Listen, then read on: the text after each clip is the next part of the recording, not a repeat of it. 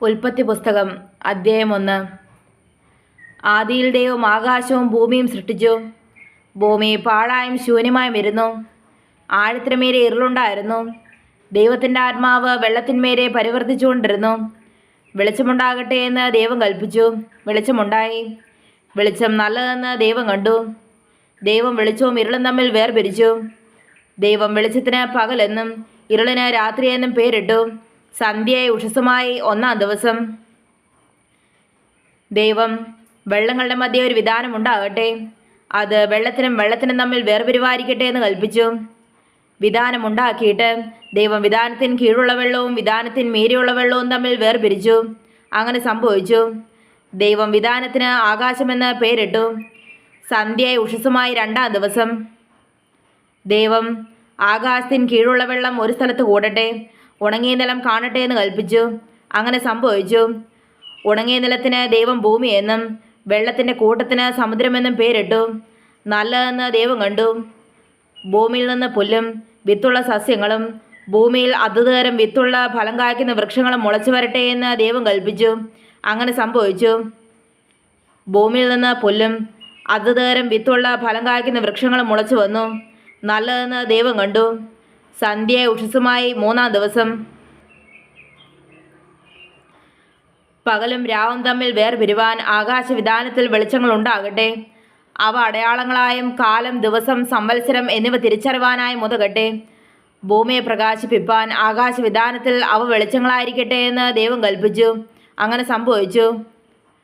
പകൽ വാഴേണ്ടതിന് വലിപ്പമേറിയ വെളിച്ചവും രാത്രി വാഴേണ്ടതിന് വലിപ്പം കുറഞ്ഞ വെളിച്ചവുമായി 2 വലിയ വെളിച്ചങ്ങളെ ദൈവം ഉണ്ടാക്കി. നക്ഷത്രങ്ങളെയും ഉണ്ടാക്കി.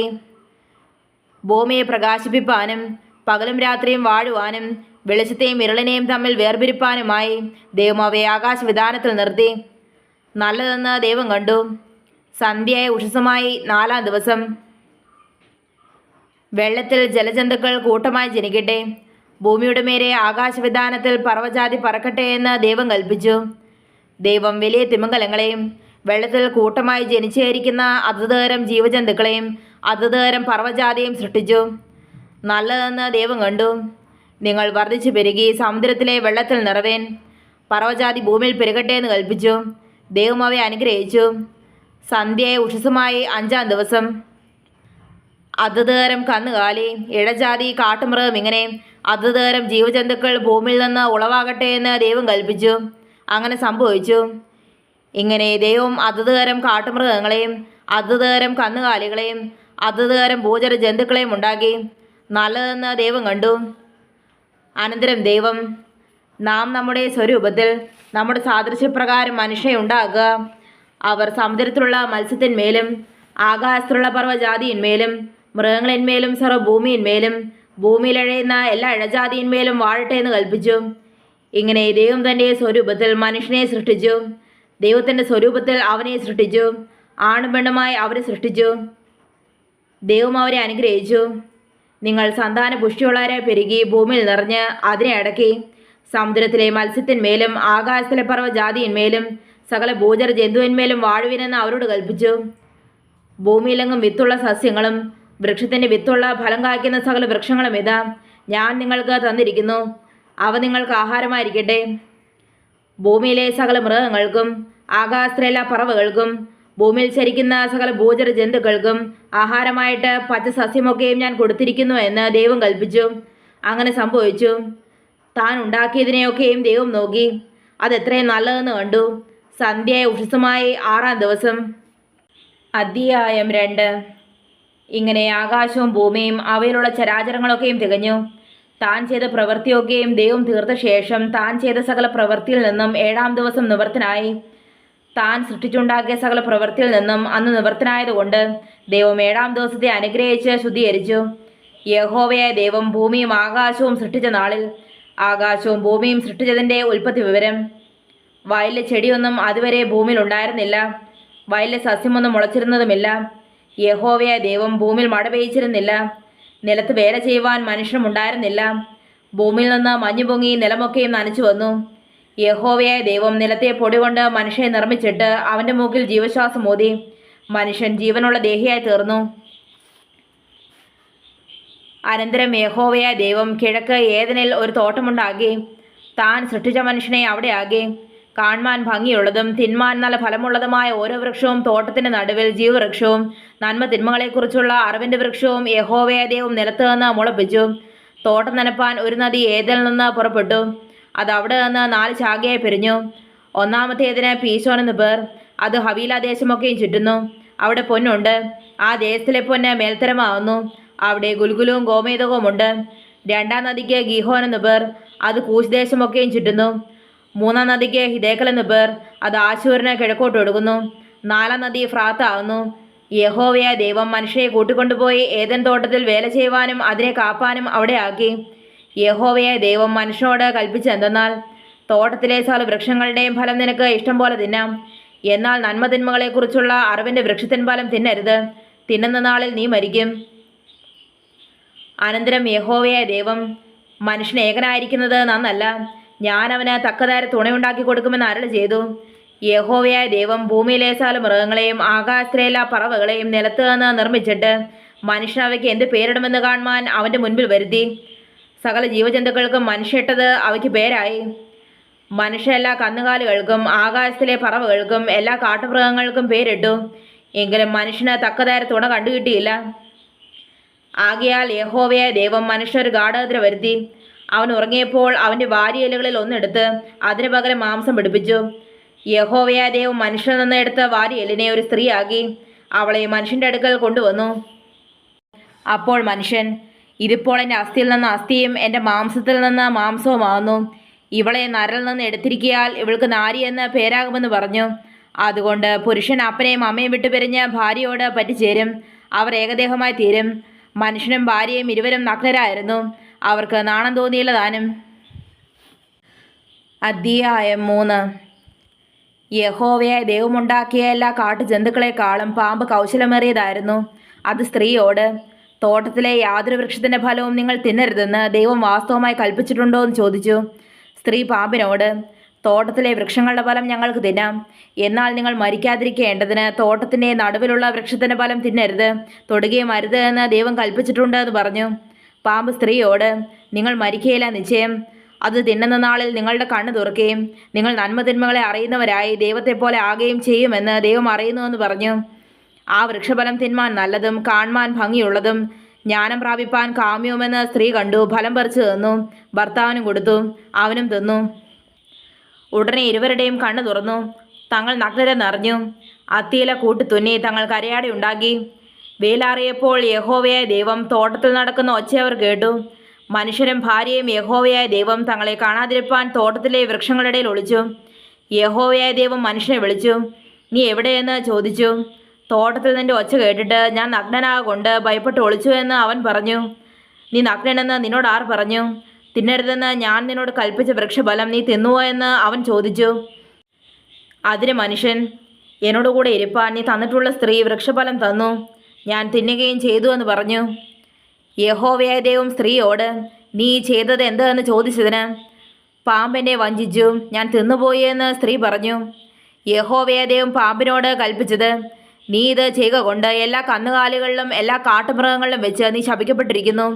നീ ഉരസുകൊണ്ട് ഗമിച്ച് നിന്റെ ആയുഷ്കാലമൊക്കെയും പൊടി തിന്നും. ഞാൻ നിനക്കും സ്ത്രീക്കും നിന്റെ സന്തതിക്കും അവളുടെ സന്തതിക്കും തമ്മിൽ ശത്രുത്വമുണ്ടാകും. അവൻ നിന്റെ തല തകർക്കും, നീ അവൻ്റെ കുതികാൽ തകർക്കും. സ്ത്രീയോട് കൽപ്പിച്ചത്, ഞാൻ നിനക്ക് കഷ്ടവും ഗർഭധാരണവും ഏറ്റവും വർദ്ധിപ്പിക്കും.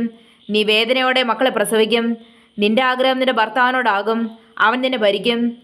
മനുഷ്യനോട് കൽപ്പിച്ചതോ, നീ നിന്റെ ഭാര്യയുടെ വാക്ക് അനുസരിക്കുകയും തിന്നരുതെന്ന് ഞാൻ കൽപ്പിച്ച വൃക്ഷഫലം തിന്നുകയും ചെയ്തതുകൊണ്ട് നിന്റെ നിമിത്തം ഭൂമി ശപിക്കപ്പെട്ടിരിക്കുന്നു. നിന്റെ ആയുഷ്കാലമൊക്കെയും നീ കഷ്ടതയോടെ അതിൽ നിന്ന് അഹോവൃത്തി കഴിക്കും. മുള്ളും പറക്കാരെയും നിനക്ക് അതിൽ നിന്ന് മുളയ്ക്കും. വയലിലെ സസ്യം നിനക്ക് ആഹാരമാകും. നിലത്ത് നിന്ന് നിന്നെ എടുത്തിരിക്കുന്നു, അതിൽ തിരികെ ചേരുവോളം മുഖത്തെ വിയർപ്പോടെ നീ ഉപജീവനം കഴിക്കും. നീ പൊടിയാകുന്നു, പൊടിയിൽ തിരികെ ചേരും. മനുഷ്യൻ തൻ്റെ ഭാര്യയ്ക്ക് ഹവ്വ എന്ന് പേരിട്ടു. അവൾ ജീവനുള്ളവർക്കെല്ലാം മാതാവല്ലോ. യഹോവയായ ദൈവം ആദാമിനും അവൻ്റെ ഭാര്യയ്ക്കും തോൽ കൊണ്ട് ഉടുപ്പുണ്ടാക്കി അവരെ ഉടുപ്പിച്ചു. യഹോവയായ ദൈവം, മനുഷ്യൻ നന്മതിന്മകളെ അറിവാൻ തക്കവണ്ണം നമ്മളിലൊരുത്തനെ പോലെ ആയി തീർന്നിരിക്കുന്നു. ഇപ്പോൾ അവൻ കൈ നീട്ടി ജീവവൃക്ഷത്തിൻ്റെ ഫലം കൂടെ പറിച്ചു തന്ന് എന്നേക്കും ജീവിപ്പാൻ സംഗതി വരരുതെന്ന് കൽപ്പിച്ചു. അവനെ എടുത്തിരുന്ന നിലത്ത് കൃഷി ചെയ്യേണ്ടതിന് യഹോവയായ ദൈവം അവനെ ഏദൻ തോട്ടത്തിൽ നിന്ന് പുറത്താക്കി. ഇങ്ങനെ അവൻ മനുഷ്യനെ ഇറക്കി കളഞ്ഞു. ജീവന്റെ വൃക്ഷത്തിങ്കിലേക്കുള്ള വഴി കാപ്പാൻ അവൻ ഏദൻ തോട്ടത്തിന് കിഴക്ക് കെരൂബുകളെ തിരിഞ്ഞുകൊണ്ടിരിക്കുന്ന വാളിന്റെ ജ്വാലയുമായി നിർത്തി. അധ്യായം 4. അനന്തരം മനുഷ്യൻ തൻ്റെ ഭാര്യയായ ഹവ്വായെ പരിഗ്രഹിച്ചു. അവൾ ഗർഭം ധരിച്ചു, കയീനെ പ്രസവിച്ചു. യഹോവയാൽ എനിക്കൊരു പുരുഷപ്രജ ലഭിച്ചു എന്ന് പറഞ്ഞു. പിന്നെ അവൾ അവൻ്റെ അനുജനായ ഹാബേലിനെ പ്രസവിച്ചു. ഹാബേൽ ആട്ടിടയനും കയീൻ കൃഷിക്കാരനുമായി തീർന്നു. കുറെ കാലം കഴിഞ്ഞിട്ട് കയീൻ നിലത്തെ അനുഭവത്തിൽ നിന്ന് യഹോവയ്ക്കൊരു വഴിപാട് കൊണ്ടുവന്നു. ഹാബേലും ആട്ടിൻകൂട്ടത്തിലെ കടിഞ്ഞൂലുകളിൽ നിന്ന് അവയുടെ മേധസ്സിൽ നിന്ന് തന്നെ ഒരു വഴിപാട് കൊണ്ടുവന്നു. യഹോവ ഹാബേലിലും അവൻ്റെ വഴിപാടിലും പ്രസാദിച്ചു, കയീനിലും അവൻ്റെ വഴിപാടിലും പ്രസാദിച്ചില്ല. കയീന് ഏറ്റവും കോപമുണ്ടായി, അവൻ്റെ മുഖം വാടി. എന്നാറെ യഹോവ കയീനോട്, നീ കോപിക്കുന്ന എന്തിന്? നിന്റെ മുഖം വാടുന്നതും എന്ത്? നീ നന്മ ചെയ്യുന്നുവെങ്കിൽ പ്രസാദമുണ്ടാകുകയില്ലയോ? നീ നന്മ ചെയ്യുന്നില്ലെങ്കിലോ പാപം വാതിൽക്കൽ കിടക്കുന്നു, അതിൻ്റെ ആഗ്രഹം നിങ്ങളിലേക്കാകുന്നു, നീയോ അതിനെ കീഴടക്കണമെന്ന് കൽപ്പിച്ചു. എന്നാറെ കയീൻ തൻ്റെ അനുജനായ ഹാബേലിനോട്, നാം വയലിലേക്ക് പോകാമെന്ന് പറഞ്ഞു. അവർ വയലിലിരിക്കുമ്പോൾ കയീൻ തൻ്റെ അനുജനായ ഹാബേലിനോട് കയർത്ത് അവനെ കൊന്നു. പിന്നെ യഹോവ കയീനോട്, നിന്റെ അനുജനായ ഹാബേൽ എവിടെയെന്ന് ചോദിച്ചതിന്, ഞാൻ അറിയുന്നില്ല, ഞാൻ എൻ്റെ അനുജൻ്റെ കാവൽക്കാരനോ എന്ന് അവൻ പറഞ്ഞു. അതിന് അവൻ അരുളി ചെയ്തത്, നീ എന്ത് ചെയ്തു? നിന്റെ അനുജൻ്റെ രക്തത്തിൻ്റെ ശബ്ദം ഭൂമിയിൽ നിന്ന് എന്നോട് നിലവിളിക്കുന്നു. ഇപ്പോൾ നിന്റെ അനുജൻ്റെ രക്തം നിന്റെ കയ്യിൽ നിന്ന് ഏറ്റുകൊള്ളുവാൻ വായ തുറന്ന ദേശം നീ വിട്ട് ശാപഗ്രസ്തനായി പോകണം. നീ കൃഷി ചെയ്യുമ്പോൾ നിലമിന് മേലാൽ തൻ്റെ വീര്യം നിനക്ക് തരികയില്ല, നീ ഭൂമിയിൽ ഉഴന്നലയുന്നവനാകും. കയീൻ യഹോവയോട്, എൻ്റെ കുറ്റം പൊറുപ്പാൻ കഴിയുന്നതിനേക്കാൾ വലിയതാകുന്നു. ഇതാ നീ തന്നെ ആട്ടിക്കളയുന്നു. ഞാൻ തിരുസന്നിധി വിട്ടൊളിച്ച് ഭൂമിയിൽ ഉഴന്നലയുന്നവനാകും. ആരെങ്കിലും എന്നെ കണ്ടാൽ എന്നെ കൊല്ലുമെന്ന് പറഞ്ഞു. യഹോവ അവനോട്, അതുകൊണ്ട് ആരെങ്കിലും കയീനെ കൊന്നാൽ അവന് 7 ഇരട്ടി പകരം കിട്ടുമെന്ന് അരുളി ചെയ്തു. കയീനെ കാണുന്നവർ ആരും കൊല്ലാതിരിക്കേണ്ടതിന് യഹോവ അവനൊരടയാളം വെച്ചു. അങ്ങനെ കയീൻ യഹോവയുടെ സന്നിധിയിൽ നിന്ന് പുറപ്പെട്ട് ഏദന് കിഴക്ക് നോദ് ദേശത്ത് എന്ന് പാർത്തു. കയീൻ തൻ്റെ ഭാര്യയെ പരിഗ്രഹിച്ചു. അവൾ ഗർഭം ധരിച്ചു, ഹാനോക്കിനെ പ്രസവിച്ചു. അവനൊരു പട്ടണം പണിതു, ഹാനോക്ക് എന്ന് തൻ്റെ മകൻ്റെ പേരിട്ടു. ഹാനോക്കിന് ഈരാദ് ജനിച്ചു. ഈരാദ് മെഹൂയേലിനെ ജനിപ്പിച്ചു. മെഹൂയേൽ മെതൂശയേലിനെ ജനിപ്പിച്ചു. മെതൂശയേൽ ലാമേക്കിനെ ജനിപ്പിച്ചു. ലാമേക്ക് 2 ഭാര്യമാരെടുത്തു. ഒരുത്തിക്ക് ആദ എന്നും മറ്റവൾക്ക് സില്ല എന്നും പേർ. ആദ യാബാലിനെ പ്രസവിച്ചു. അവൻ കൂടാരവാസികൾക്കും പശുപാലകന്മാർക്കും പിതാവായി തീർന്നു. അവൻ്റെ സഹോദരനായ യൂബാൽ എന്നു പേർ. ഇവൻ കിന്നരവും വേണുവും പ്രയോഗിക്കുന്ന എല്ലാവർക്കും പിതാവായി തീർന്നു. സില്ല തൂബൽ കയീനെ പ്രസവിച്ചു. അവൻ ചെമ്പുകൊണ്ടും ഇരുമ്പുകൊണ്ടുമുള്ള ആയുധങ്ങളെ തീർക്കുന്നവനായി തീർന്നു. തൂബൽ കയീൻ്റെ പെങ്ങൾ നയമ. ലാമേക്ക് തൻ്റെ ഭാര്യമാരോട് പറഞ്ഞത്, ആദായും സിലായുമായുള്ളവരെ, എൻ്റെ വാക്ക് കേൾപ്പേൻ. ലാമേക്കൻ ഭാര്യമാരെ, എൻ്റെ വചനത്തിന് ചെവി തരുവേൻ. എൻ്റെ മുറിവിന് പകരം ഞാനൊരു പുരുഷനെയും എൻ്റെ പരിക്കിന് പകരം ഒരു യുവാവിനെയും കൊല്ലും. കയീന് വേണ്ടി 7 ഇരട്ടി പകരം ചെയ്യുമെങ്കിൽ ലാമേക്കിന് വേണ്ടി 77 ഇരട്ടി പകരം ചെയ്യും. ആദാം തൻ്റെ ഭാര്യയെ പിന്നെയും പരിഗ്രഹിച്ചു. അവളൊരു മകനെ പ്രസവിച്ചു. കയീൻ കൊന്ന ഹാബേലിന് പകരം ദൈവം എനിക്ക് മറ്റൊരു സന്തതിയെ തന്നു എന്ന് പറഞ്ഞ് അവന് ശേത്തെന്ന് പേരിട്ടു. ശേത്തിനും ഒരു മകൻ ജനിച്ചു. അവന് എനോശ് എന്ന് പേരിട്ടു. ആ കാലത്ത് യഹോവയുടെ നാമത്തിലുള്ള ആരാധന തുടങ്ങി. അധ്യായം 5. ആദാമിൻ്റെ വംശപാരമ്പര്യമാവിത്. ദൈവം മനുഷ്യനെ സൃഷ്ടിച്ചപ്പോൾ ദൈവത്തിൻ്റെ സാദൃശ്യത്തിൽ അവനെ ഉണ്ടാക്കി, ആണും പെണ്ണുമായി അവരെ സൃഷ്ടിച്ചു. സൃഷ്ടിച്ച നാളിൽ അവരെ അനുഗ്രഹിക്കുകയും അവർക്ക് ആദാമെന്ന് പേരിടുകയും ചെയ്തു. ആദാമിന് 130 വയസ്സായപ്പോൾ അവൻ തൻ്റെ സാദൃശ്യത്തിൽ തൻ്റെ സ്വരൂപപ്രകാരം ഒരു മകനെ ജനിപ്പിച്ചു. അവന് ശേത്തെന്ന് പേരിട്ടു. ശേത്തിനെ ജനിപ്പിച്ച ശേഷം ആദാം 800 സംവത്സരം ജീവിച്ചിരുന്നു. പുത്രന്മാരെയും പുത്രിമാരെയും ജനിപ്പിച്ചു. ആദാമിൻ്റെ ആയുഷ്കാലമാകെ 930 സംവത്സരമായിരുന്നു. പിന്നെ അവൻ മരിച്ചു. ശേത്തിന് 105 വയസ്സായപ്പോൾ അവൻ എനോശിനെ ജനിപ്പിച്ചു. എനോശിനെ ജനിപ്പിച്ച ശേഷം ശേത്ത് 807 സംവത്സരം ജീവിച്ചിരുന്നു. പുത്രന്മാരെയും പുത്രിമാരെയും ജനിപ്പിച്ചു. ശേത്തിൻ്റെ ആയുഷ്കാലമാകെ 912 സംവത്സരമായിരുന്നു. പിന്നെ അവൻ മരിച്ചു. എനോശിന് 90 വയസ്സായപ്പോൾ അവൻ കേനാനെ ജനിപ്പിച്ചു. കേനാനെ ജനിപ്പിച്ച ശേഷം എനോശ് 815 സംവത്സരം ജീവിച്ചിരുന്നു. പുത്രന്മാരെയും പുത്രിമാരെയും ജനിപ്പിച്ചു. എനോഷിൻ്റെ ആയുഷ്കാലമാകെ 905 സംവത്സരമായിരുന്നു. പിന്നെ അവൻ മരിച്ചു. കേനാന് 70 വയസ്സായപ്പോൾ അവൻ മഹലയേലിനെ ജനിപ്പിച്ചു. മഹലയേലിനെ ജനിപ്പിച്ച ശേഷം കേനാൻ 840 സംവത്സരം ജീവിച്ചിരുന്നു. പുത്രന്മാരെയും പുത്രിമാരെയും ജനിപ്പിച്ചു. കേനാൻ്റെ ആയുഷ്കാലമാകെ 910 സംവത്സരമായിരുന്നു. പിന്നെ അവൻ മരിച്ചു. മഹലയേലിന് 65 വയസ്സായപ്പോൾ അവൻ യാരേദിനെ ജനിപ്പിച്ചു. യാരേദിനെ ജനിപ്പിച്ച ശേഷം മഹലയേൽ 830 സംവത്സരം ജീവിച്ചിരുന്നു. പുത്രന്മാരെയും പുത്രിമാരെയും ജനിപ്പിച്ചു. മഹലയേലിൻ്റെ ആയുഷ്കാലമാകെ 895 സംവത്സരമായിരുന്നു. പിന്നെ അവൻ മരിച്ചു. യാരേദിന് 162 വയസ്സായപ്പോൾ അവൻ ഹാനോക്കിനെ ജനിപ്പിച്ചു.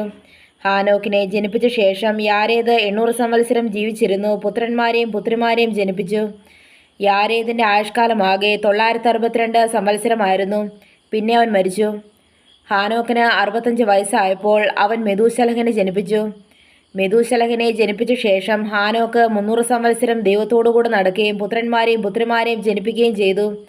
ഹാനോക്കിൻ്റെ ആയുഷ്കാലമാകെ 365 സംവത്സരമായിരുന്നു. ഹാനോക്ക് ദൈവത്തോടുകൂടെ നടന്നു. ദൈവം അവനെ എടുത്തുകൊണ്ടതിനാൽ കാണാതെയായി.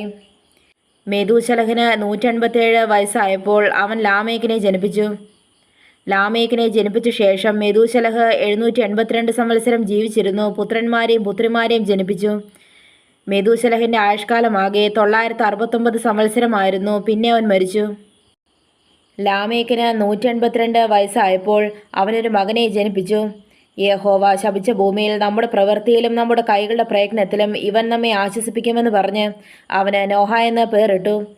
നോഹയെ ജനിപ്പിച്ച ശേഷം ലാമേക്ക് 595 സംവത്സരം ജീവിച്ചിരുന്നു. പുത്രന്മാരെയും പുത്രിമാരെയും ജനിപ്പിച്ചു. ലാമേക്കിൻ്റെ ആയുഷ്കാലമാകെ 777 സംവത്സരമായിരുന്നു. പിന്നെ അവൻ മരിച്ചു. നോഹയ്ക്ക് 500 വയസ്സായ ശേഷം നോഹ ശേമിനെയും ഹാമിനെയും യാഫേത്തിനെയും ജനിപ്പിച്ചു. അധ്യായം 6. മനുഷ്യൻ ഭൂമിയിൽ പെരുകിത്തുടങ്ങി. അവർക്ക് പുത്രിമാർ ജനിച്ചപ്പോൾ ദൈവത്തിൻ്റെ പുത്രന്മാർ മനുഷ്യരുടെ പുത്രിമാരെ സൗന്ദര്യമുള്ളവരെന്ന് കണ്ടിട്ട് തങ്ങൾക്ക് ബോധിച്ചവരെയും ഭാര്യമാരെ എടുത്തു. അപ്പോൾ യഹോവ, മനുഷ്യനിൽ എൻ്റെ ആത്മാവ് സദാകാലവും വാദിച്ചുകൊണ്ടിരിക്കുകയില്ല. അവൻ ജഡം തന്നെയല്ലോ.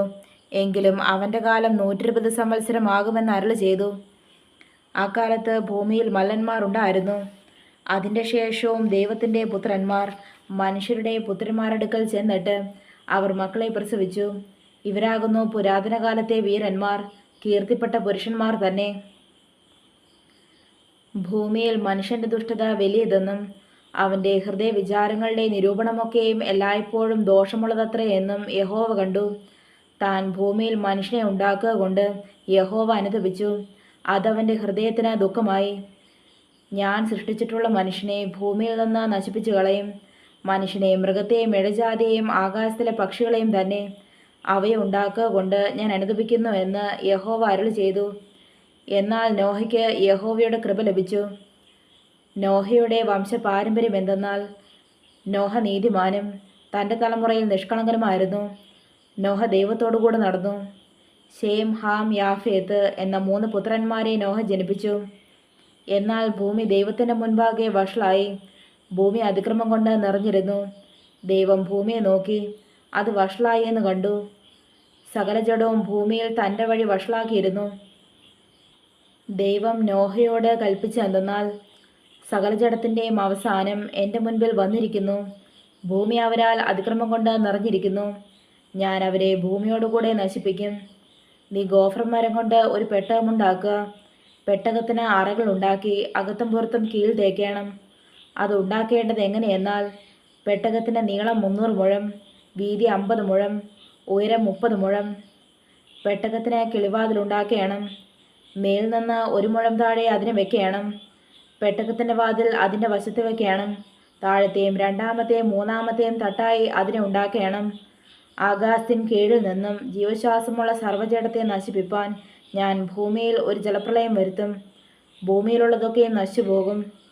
നിന്നോടോ ഞാനൊരു നിയമം ചെയ്യും.